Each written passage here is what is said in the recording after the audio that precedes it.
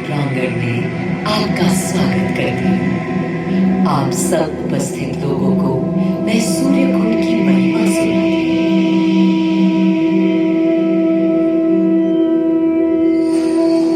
भारत की मिट्टी अनेकों दिव्य आत्माओं की जन्मस्थली है, पर आज मैं आपको कथा सुनाऊंगी भगवान विष्णु के उस अवतार की जिनके अवतारों से मैं पावन हो गई सदा सदा के लिए। मां कौशल्या की गोद में जन्म लिया मर्यादा पुरुषोत्तम श्री राम ने अधर्म के नाश के लिए, धर्म की विजय के लिए।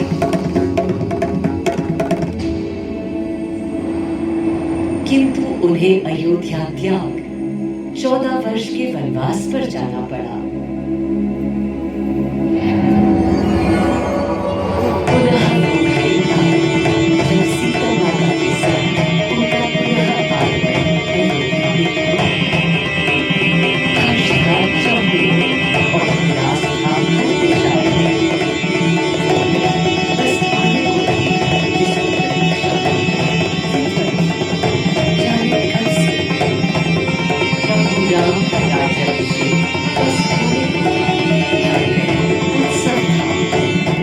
इस उल्लास पर दुविधा की पालिमा छा रही थी। श्री राम प्रसन्न नहीं थे। राज्याभिषेक का कोई उत्साह उनके चेहरे पर नहीं था।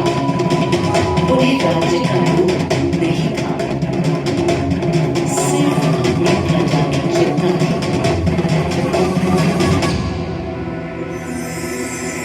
सबके मन में एक ही प्रश्न था, कौन हल कर सकेगा श्री राम की इस दुविधा को, मिटा सकेगा इस अंधकार को? किसके तेज से छट जाएगी ये क्रांति?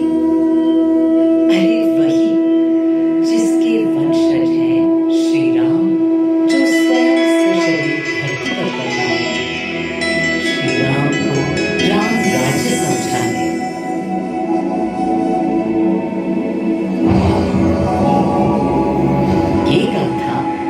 शक्तिपुंज की है जो पृथ्वी पर जीवन और सृष्टि का केंद्र था, है और रहेगा।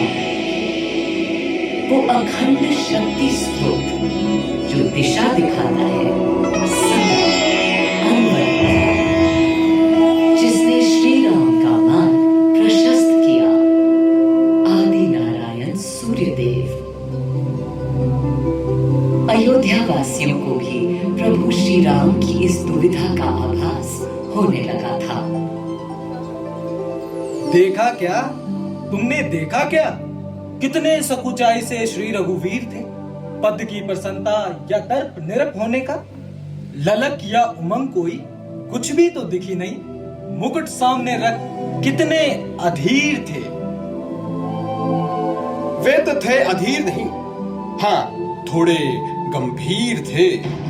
सौम्य मुखमंडल पर निर्बलों की पीड़ा थी, दीनहीन असहाय वंचितों का दर्द था। उनके लिए मुकुट अथवा राज सिंहासन वैभव का लोभ नहीं। अब कैसे सुखी दिखे जब तक सुखी सारे लोग नहीं। तब दिशा निर्देशन के लिए श्री राम ने स्वयं सूर्यदेव का स्मरण किया। श्री राम सूर्यदेव का आह्वान कर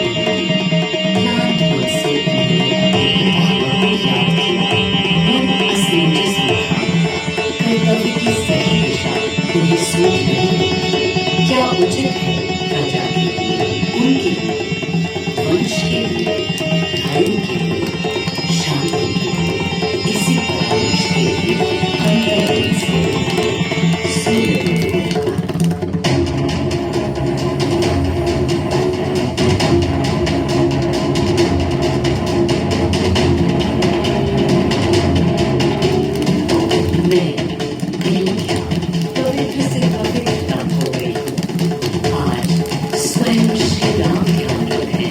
मर्यादा पुरुषोत्तम आह्वान कर रहे हैं। उन सकारात्मक शक्तियों का संचार कर रहे हैं जो उन्हें, मुझे और मेरे यानी अयोध्या के हर निवासी को अनंत काल तक सही दिशा दिखाएंगे। संभव है स्वयं सूर्यदेव सशरीर पधारे अयोध्या की धरा पर।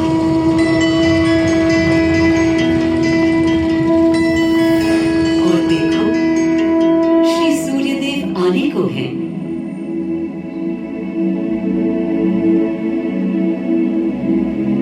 उनकी पहली किरण के स्पर्श से कलियां एक एक कर खिलने लगी। जीवन की कांति हर ओर धीरे धीरे फैलने लगी।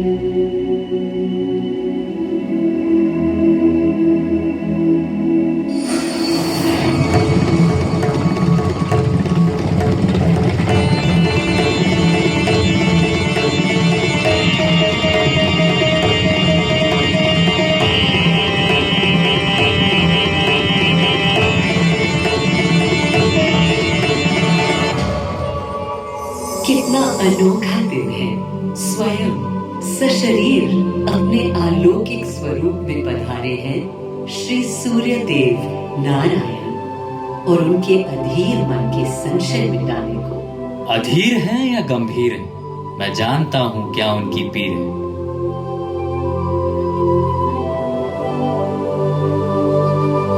मां कौशल्या को प्रणाम। कहाँ है राम? अरे अरे, भूलूं ये बात कि कौन बड़ा है। आज्ञा हो तो आपके चरण छू लूं। अरे नहीं नहीं, ये क्या करते हैं आदि पुरुष? ऐसा अनुग्रह सर्वथा अनुचित है। राम वंशज हैं आपके, क्यों पाप का भागीदारी बनाते हैं पितामह?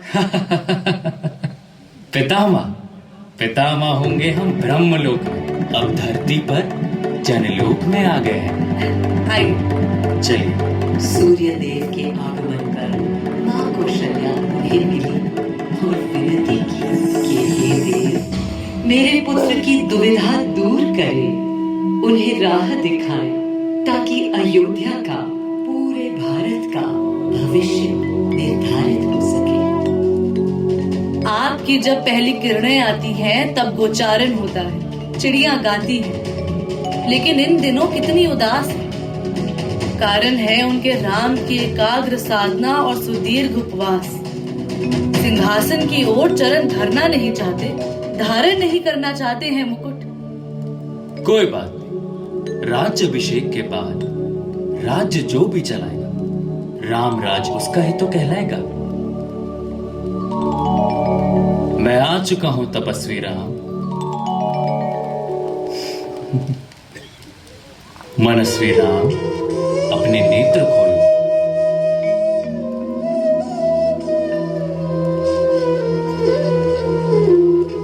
प्रणाम पितामह, प्रणाम। प्रणाम मेरे राम, प्रणाम। पितामह, राम राज क्या है? राम स्वयं पूछ रहे हैं कि राम राज्य क्या है। पुनर्ता नया प्रश्न है। अभी तो आप कह रहे थे जो भी मैं चलाएगा। कह रहा था कि राम राज में राम के लिए भी विधान होंगे। आदिदेव, कुछ अनुमान तो मुझे हैं, लेकिन अब आप बताइए क्या विधान है।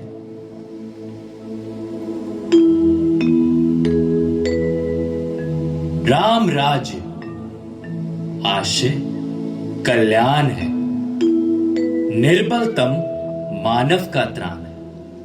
भय हो न भीति हो, मुख्य राम राजनीति जन जन की प्रीति हो। लोक संरक्षण हो, सत का आभास हो, परमानंद प्राप्ति हेतु मंगल उद्भास हो। प्रेम परम तत्व हो, सब में समत्व हो। दैहिक दैविक या भौतिक संतापों की औषधि अचूक राम बाण है। राम राज्य आशय कल्याण है, निर्बलतम मानव का त्राण है। प्रमोदित अपंतव हो, आस्था का घनत्व हो। वैभव विशाल, मेघ करे वर्षा और सदा ही सुकाय। दिशाएं सब मस्त हो, जनपद ये स्वस्थ हो। उपद्रव ना ही और ना कोई आतंक हो। कोई नहीं रंग हो, सुख ही सुख निशंक हो। प्रेम योग धर्म मूल्य प्राण है, राम राज आशय कल्याण है। मां कौशल्या, अभी ये मुकुट मात्र सोने का है। मैं इस मुकुट को राम के साथ सदा उपस्थित होने का बना देता हूं।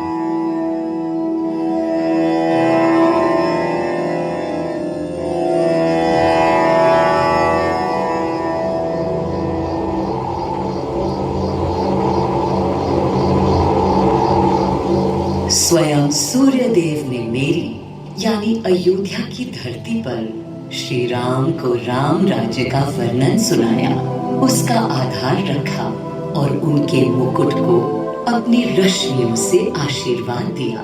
श्री राम के नेतृत्व में हर ओर खुशहाली, प्रेम, शांति और संयम फैला। हर ओर रोशनी, प्रकाश और जीवन का संगीत गूंजने लगा।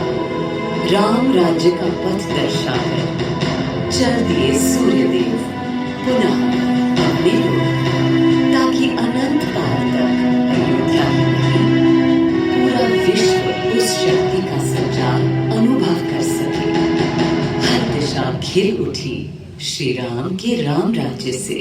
सूर्यदेव के स्पर्श से पावन हुई मेरी धरा, पर जहां उनका रथ रुका था वहां स्वयं यह कुंड बन गया।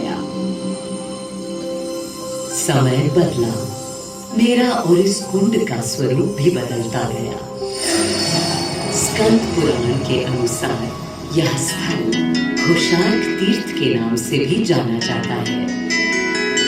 जब प्रतापी राजा घोष यहाँ आए और उन्होंने ऋषियों को यहाँ स्नान करते देखा तो स्वयं भी किया, जिसके बाद उनका शरीर दिव्य, निरोगी और अलौकिक हो गया।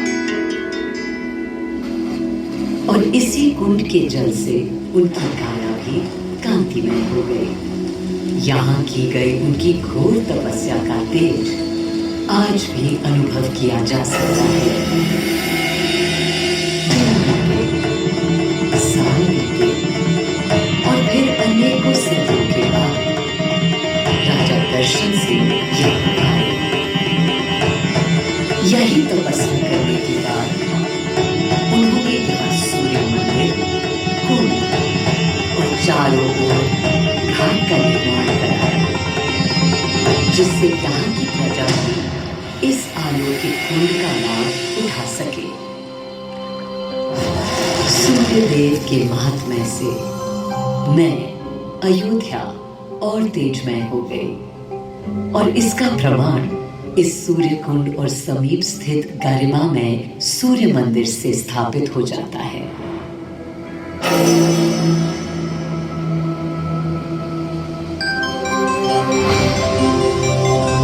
मैं अयोध्या इस हर्ष से भूली नहीं समाती कि मेरी ही धरती पर राम राज्य की आधारशिला रखी गई। आज भी अयोध्या एकता, आस्था और शांति के लिए उदाहरण बनी हुई है।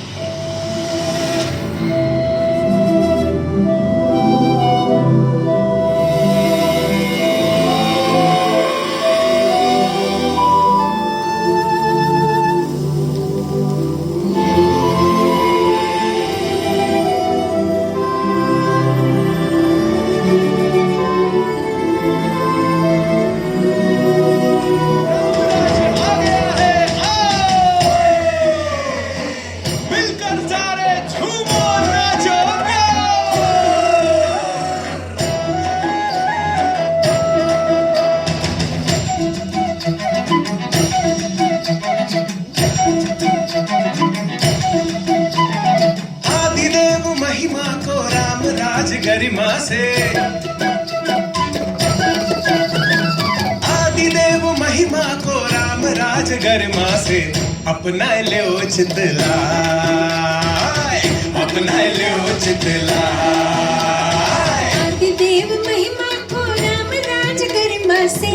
अपना लो चितला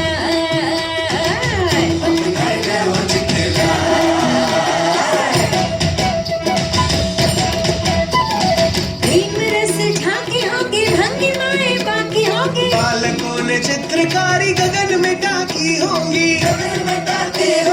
सूर्य देख देख मुस्काए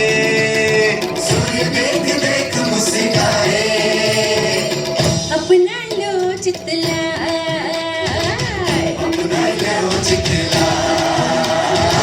आदिदेव महिमा को राम राज गरिमा से अपना ले चितला अपना लो चितला